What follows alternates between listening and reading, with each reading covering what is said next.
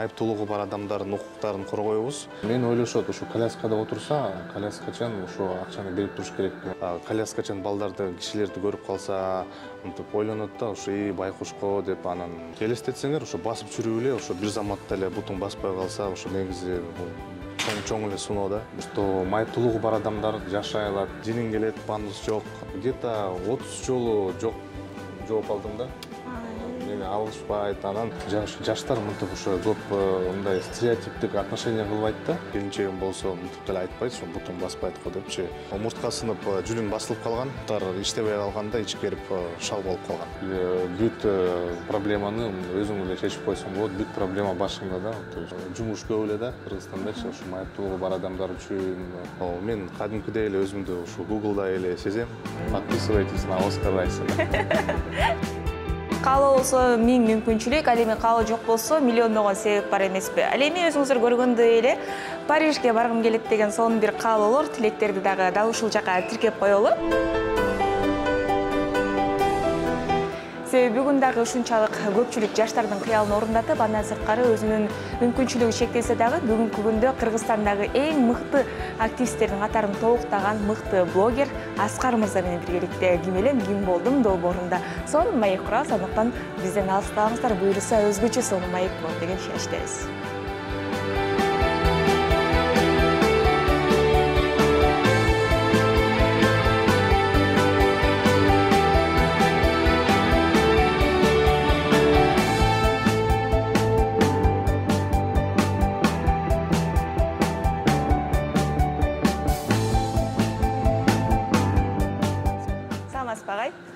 Ушундай биздин жакшы бир сунушту четке какпастан алгач рахмат ушундай макул болгонуңузга.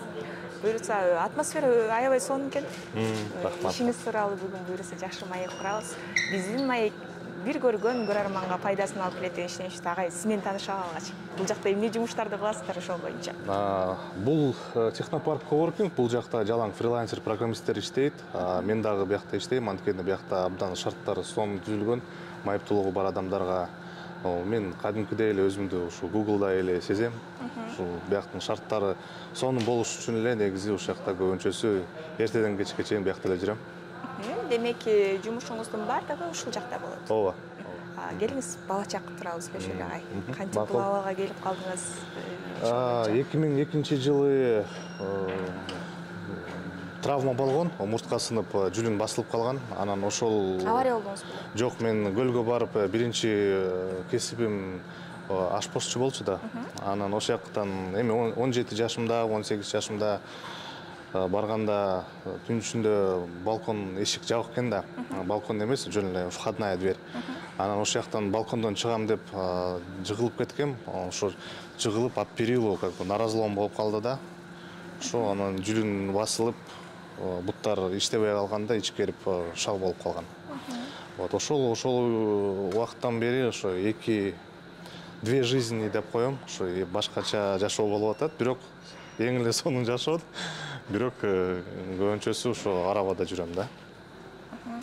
Агай, жакшынакай эле басып жүрөнөн ушинтип. Ооба, 18 жашымда. 18 жашыңызда. Гүлүндө баягы 10 гүлүңүздүн бир гүлү ачса эле учурда башыңызга оор баягы сыноо түшүптүр. Ошондой абал агай. Негизи биринчи убакытта абдан эле кыйын болду. Негизи көп жатып калдым үйдө. 3 жылдай жаттым. Төшөктөн тура албай, ошо ата энеме, мен бир туугандарыма чоң рахмат, анткени мага көп жардам беришти да, буттарымды иштетип, кадимкидей эле ЛФК, зарядка, упражнения көп кылгам. Анан мало того, что мындай физически, бирок еще психологически да болуп калат экен да. Мисалы үчүн депрессияга түшүп калыш мүмкүн, ошо кандай болот, ошо элестетсеңер, ошо басып жүрүп эле, ошо бир заматта эле бутун баспай калса, ошо негизи бул чоң эле суноо да, бул жашоодочу. Ошо анан өзүмдү колума алып, китептерди окуп, көп нерселерди түшүнүп, билип, анан буттарды иштете башкам. Анан бир аз эшикке чыга баштагам. Эшикке чыксам, шарттар жок, автобуска түшө албайсың, эчтеке кыла албайсың. Анан ошентип активист боло баштагам. Ошо бир жака барсам эле жинин келет, пандус жок. Анан туалеттерине кирсең неудобно, кечке чыдайсың. Анан кечке эле эми үйдө жата бербей, кечке эле тренировка кыла бербей, кичине жумушка орношсом жакшы болот эле деп ойлогом да. Анткени деген жашоо өтүп атат, иштеш керек. Анан ошол университетке бирип тапшыргам. Айтишник болуп окугам. Ошо информационный технология, инженер информационных технологий да менин профессиямчы. Ошо жака барып туруп эле иштеп, окуп, анан көп жака бара баштагам. Азыр болсо, азыркы учурда уже New Age фонддун жетекчиси боломун. Майыптуулугу бар адамдардын укуктарын коргойбуз. Жана медиа эксперт Центр солидарности деген уюм бар. Ошол жакта көп нерселерди кылабыз. Майыптуулугу бар адамдардын жумушсуздугу боюнча көп маселелерди көтөрөбүз. Ошо. Майыптуулугу бар адамдар үчүн Кыргызстанда бар шарттарды чындыгында жокко эсе болчу, азыркы учурда аз-аздан оңдолуп келе жатат. Анан сиз 18 жашыңыздан кийин, 18 жаштан кийин баягы чоң окуу жайга тапшыруудагы кыйынчылыктар кандай болду ага? Эң биринчи кыйынчылык бул биздин транспорт. Биринчи ошо анткени мурун унаам жок болчу да. Анан ошо маршруткаларга отура албайсың, же болбосо алар токтобой кетип калышат. Каяка батасың, батпайсың депчи. Анан таксиге каражат жок болчу көп делечи. Ошо анан биринчи окуу жайым онлайн эле окугам да. Мага мындай ушундай мүмкүнчүлүк түзүп берген, сен келбей эле электронный почта катары эле мынтип чыгарып турсаң болот деген. Ошого чоң рахмат, чоң ыраазычылыгымды билдирем. Экинчиден биздин имараттарыбызда негизи шарттар такыр эле жок да. Ошол жактан эле көп кыйынчылыктар болуп калган да. Лифттер болсо тар, анан кире албайсың. Анан эң биринчи кыйынчылык майыптуулугу бар адамдардын көйгөйү бул адамдардын стереотиптери. Анткени ошо коляскачан балдарды, кишилерди көрүп калса, мынтип ойлонот да, ошо байкушко деп анан коляскада отурат, бул ишке жарабайт го деп ошондой стереотиптер көп да. Анан биздин азыркы учурда негизги максатыбыз ошондой стереотиптерди жоюу да. Мынакей окуп бүткөндөн кийинки кадамдар бул албетте жеке турмуш болуп айтылат. Жубайым бар, бир кызым бар. Ал кадимкидей эле сонун эле биздики жашоо, анын келинчегим болсо мынтип деле айтпайт, бутуң баспайт го депчи. Кадимкидей эле бактылуубуз, кадимкидей эле жашоо. Той десең той, тоо десең тоо, концерт, свидание десең свидание, кадимкидей эле собственно эле жашоо. Жубайым да бияка көп келип турат, көбүнчө мага да жардам берип турат, жана менин фонддун исполнительный директору болот да. Башында ал жактагылар кайын журттарыңыздарга каршы чыккан болуш керек эми. Ооба, мага ошо Назира айтып берген да, ушундай бир аз болушу мүмкүн болгонго мындай подробно айтып берген жок. Бирок анан алар ойлошкондо бир аз травма болот го, бут сынгандан кийин 1-2 ай баспайт, көп болсо жарым жыл баспайт, анан кайра эле больницага жүрүп эле кайра эле басып кетет депчи. Анан чото жарым жыл өттү, 1 жыл өттү. Ошондой эле, анан көнүп деле калышкан да.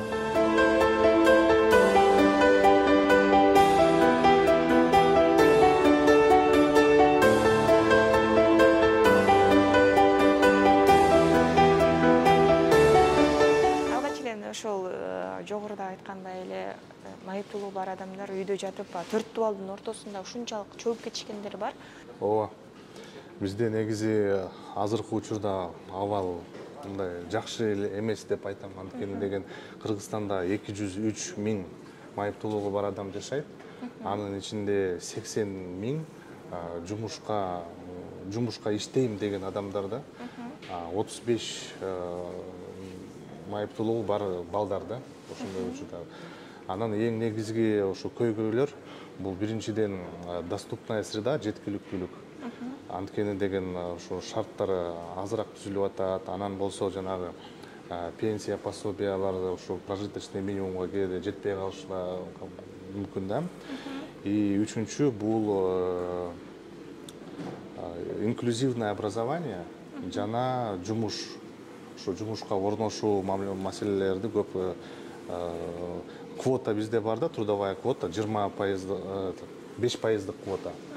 Ошол квота чынында айтканда жакшы иштей элек да, анткени деген биздин кишилер ошо иштейбиз десе деле, ал квота в полную меру жакшы иштей элек. Сизде деле жаңыдан жумушка орнотуп аткандагы мындай көп жери албай койгон учурлар болду элеби? Көп жолу болду. Азыр мына Ушуларды айтып көрсөтө берсеңиз. кетирейин, көрдүңөрбү? Бул жакта майыптуулугу бар адамдар үчүн атайын даараткана бар да. Ушу Кыргызстанда негизи жакшы болмок да, негизи анткени деген коляска менен кире алышпайт, көрдүңөрбү? Эшиктер абдан чоң. Ошону да көрсөтө кетейин сразу заодно. Так. Биздики меники болсо где-то 30 жолу жооп алдым да. Мени алышпайт. Анан не только уже майыптуулук эле үчүнчү, тажрыйбам деле азыраак болуп калчу. Анан өзүм дагы мындай подготовкам, анан жанагы образование жетпей, ошого дагы балким алышкан жок. Бирок мындай түз эле айтпайт да, ошо сенин майыптуулугуң бар, сени албайбыз депчи. Анткени деген аларга айып салынат да. Поэтому алар мы подумаем, мы вам перезвоним деп койду. Анан баары бир эле жүрдүм. Ошо резюмелерди жөнөтүп, резюмемди жакшы кылып, кадимкидей эле оттачивать этипчи. Ошо анан акырындап ошо Назаралиев центрына маркетолог болуп иштей баштагам. Ошо менин биринчи жумушум. Ошолдон баштап менин чоң карьерам башталган да, деп айтсам болот. Сон негизи эле чыдамдуу адам сабырдуу болсо баардыгына жетет дейт да. Сабырдуу болсо, анан ошо кыргыздар да айтат го, түкүрсө көл болот деп. Көп түкүрсө көл болот да. Ошондой эле экен да. Баардык нерсе баягы акырындап, да? Ооба, акырындап. Эми сиз туура айтасыз, ошо буга сабыр керек да. Жакшы. Негизи эле ушул азыркы учурда көпчүлүгүбүз эле сыртка чыкканда өзүңүз көргөндөй эле транспорттан кыйналгандар, бир аз оор менен алышып жаткандар эмеспи? Анан сизде болсо азыркы учурда ошол көйгөйдү көбүрөөк көтөрүп чыккандардын катарын толуктайсыз да? Ооба. Жыйынтык берип атабы? Жыйынтыктар бар, бирок абдан көп эмес да, бир аз. Мисалы үчүн азыр мисалы жаңы автобустар келе баштады. Жаңы автобустардын шарттары бар экен, жана откидной пандус деп коет. Ошондойлор бар экен, мен ошого абдан сүйүндүм. Анан ошо кээбирки жерлерде ошо пандустарды түзө баштады. Просто пандус для галочки деген болот, ал өтө бийик болот да, ага коляска менен чыга албайсың. Биз айткан пандус бул деген специальный угол наклона туура болуш керек да, коляска менен чыкканга шарт болуш керек. Ошондой имараттар салынып атат акырындап. Менин оюм боюнча нельзя сказать, что прям все так плохо. Азыркы учурда жылыш бар да. И менин ошо каалоом ушул жылыштар ошо бачымыраак болсо, мен мисалы үчүн былтыр Америкага баргамда, ошо Америка менен салыштырсак, ошо бизде негизи жумуш көп эле да, Кыргызстандачы, ошо майыптуулугу бар адамдар үчүн. Америкада мисалы үчүн жүргөндө ошо коляска менен өзүңдү сезбейсиң да, ошо мүмкүнчүлүгүң чектелген го депчи. Аякта мүмкүнчүлүгүң чексиз эле болуп калат да, ошо Кыргызстанда да мүмкүнчүлүгү чексиз болуш керек да. Анткени деген ушу майыптуулугу бар адамдарды майыптыкты эмне берет да, из-за того, что недоступная среда, ошон үчүн чектеле берет да, бүт баары үчүнчү. Проблема не в человеке, а проблема в окружающей среде. Ошо окружающая среда делает человека с ограниченными возможностями. Ошондой болот да.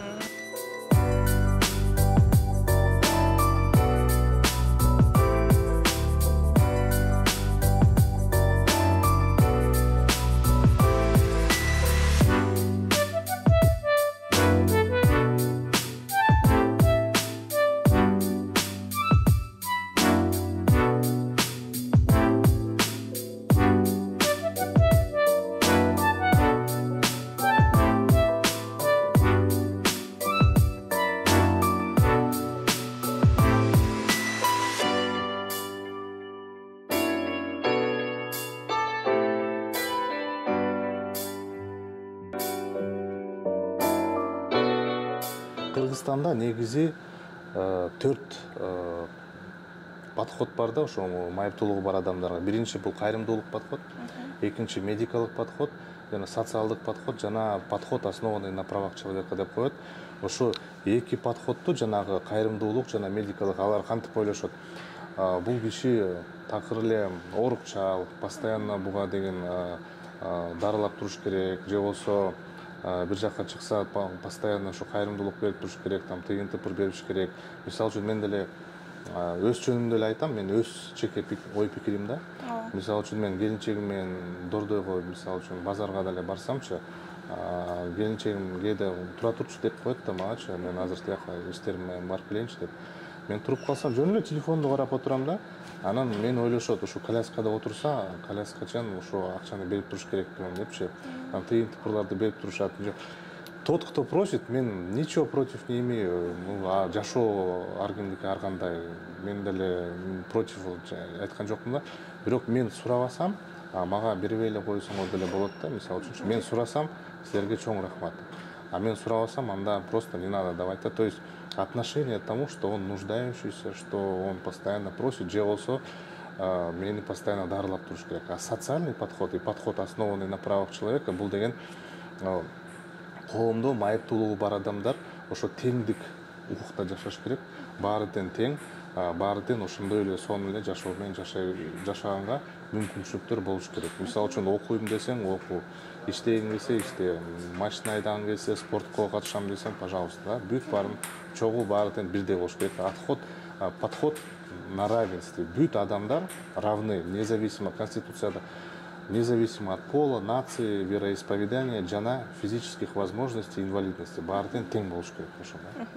Негизи эле Instagram баракчаңызда сиздин дагы өзүнчө бир кайман атыңыз бар. Бул баардыгыбыз ой деп аткан Оскар. Оскар Райс. Бул эмнени түшүндүрөт? Мен кайман атым Оскар Райс эмне үчүн? Анткени атым Аскар. Досторум көп Оскар дей берчи да, Оскар депчи. Анан Райс болсо, Rise Up деп англисче поднимайся, тур деген сөз да. Мен фамилиям Турдугулов да. Анан тур деген сөз эле ошо Оскар Райс болуп калды да. Мисалы үчүн чет өлкөгө бир жакка барганда Аскар Турдугулов десең, мисалы үчүн Америка Аскар Турдугулов деп алышат да. Анан ошо интернетке дагы кайман ат керек болуп деп, анан ошо Оскар Райс деп койгон. Анын бир шартынан дагы ошо интрига, мисалы үчүн бир жакка тренингке иш-чарага келсең, там деп жазып коет го, ак кагазга Оскар Райс депчи, анан ойлошот экен да ошо. Бул каяктан келди, немиспи же кимби деп караса кыпкыргыз эле, анан ушинтип сразу баракчаларды издей баштайт да, Оскар Райс деп. Ошо тоже дополнительная подписка. Подписывайтесь на Оскар Райса, да. Анан дагы көпчүлүк көрөрмандар деле көрүп калса керек, Instagram баракчаңызда сиз блогер катары дагы эмгектенесиз. Блогерлердин азыркы тапта орду чоң эле болуп калды бизде. Негизи эле ошол Instagram аркылуу, социалдык баракчалар аркылуу эмнелерди бергиңиз келет элге? Эң биринчи максатым бул майыптуулугу бар адамдардын жашоосун. Что майыптуулугу бар адамдар жашай алат, алар деген турмуш могут жениться, выходить замуж. Алар спортко катышат, алар жумуш окууга дагы кире алат. В общем, бүт баарын көрсөткүм келет да, что все должны быть равны и все должны быть жить так же, как и все люди. И жана бореки биздин жеткиликтүүлүк, доступная среда боюнча дагы ошо биздин коомдук транспорт, биздин пандустарды ошол нерселерди көп көрсөтүп турам да. Мисалы үчүн башка блогерлер менен мен жана коллаборация кылганбыз да, Элдар Тыналиев экөөбүз, мисалы үчүн ошо пандустарды текшерип, ал касканы кийип алып, кадимкидей жыгылып, негизи ошондой шоу сыяктуу эксперимент кылганбыз да. Негизи абдан кызык болгон. Бирок ошол көйгөйлөрдү ошо TikTok катары, Instagram катары башка формат менен чыгарганда негизи башка адамдар деле ойлонуп калат да, бул жака бандус кылыш керек окшойт. Анан мага деле мисалы үчүн тааныштарым айтып турушат да, ой бизде пандус жок экен, биз кылабыз аз күндө, кылып беребиз, тигинтип беребиз, шарттарды түзөбүз деп. Ошентип ойлор келе баштайт экен да. То есть биздин проблемаларыбызды айтып турушубуз керек да. Бирок сиздерге TikTok аркылуу көбүрөөк жеткиресиздер, бирок TikTok'ту жабабыз деп атпайбы? Эми TikTok'ту жапса деле негизи бул проблема эмес, анткени деген башка технологиялар деле бар, VPN. Бирок жалпысы айтканда менин оюм боюнча бул туура эмес. Анткени деген TikTok менен негизи азыркы учурда көп оокат кылгандар бизде бар, блогерлер, мисалы үчүн. Экинчиден бул проблема же не в самом ТикТоке, а проблема же в воспитании детей, да, то есть балдарга кандай биз ошо воспитание берсек, алар туура кабыл алыш керек да. Проблема не в ТикТоке. Мисалы үчүн ТикТокту блокировка кылса делечи, запретный плод всегда сладок деп коет, то баары бир кире алат. Мисалы үчүн Россияда деле Телеграмды жапкан, ТикТокку жап, баары бир эле иштеп атат, баары бир эле кирип кетип алат да, VPN. Бир жолун таап алышат. Жолун таап алышат. Анан сиздин ошол Instagram баракчаңызда көбүнчөсү теннис ойноп же спорттун дагы бир түрү менен алектенип, саякаттап жүргөндөрүңүздү көрүп калабыз. Жумуштан башка дагы Аскар мырза эмнелер менен алектенет, эмнелерге кызыгат? Менде негизи ошо большой тенниске катышайын деп атам. Азыр жаңы ачылып атат. Ошол биринчиден, экинчиден биз тоого көп барабыз, балык кармайбыз, хоббилерим ошондой бар. Көп китеп окуйм. Дагы киного көп барабыз. Эми семейный көп чыгабыз да. Үйдө мисалы үчүн просто переночевать прихожу, да. А так көбүнчөсү бир жака постоянно чыгып турабыз. Постоянно бирдемке боло берет. Бизде деген иш чаралар көп болот да. Ошо фонд боюнча көп чакырышат. Ар кандай тренингдер өтөт. Ошо Кыргызстан боюнча көп чыгып турабыз, тренинг боюнча. Жана чет өлкөдө көп чыгып турабыз. Ошо жашоо ошондой эле көбүнчөсү биздики. Жакшы. Азыркы учурда карап турсак, жаштар менен көбүрөөк иштейт экенсиз. Кыргызстандагы жаштардын көз карашы кандай? Көбүрөөк иштеген адам катары аларда өсүү, азыркы көз караштары кандай сиздин көз караш менен? Менин көз карашым Көп эле жаштар бузулуп атат, жаштар минтип атат дешет го.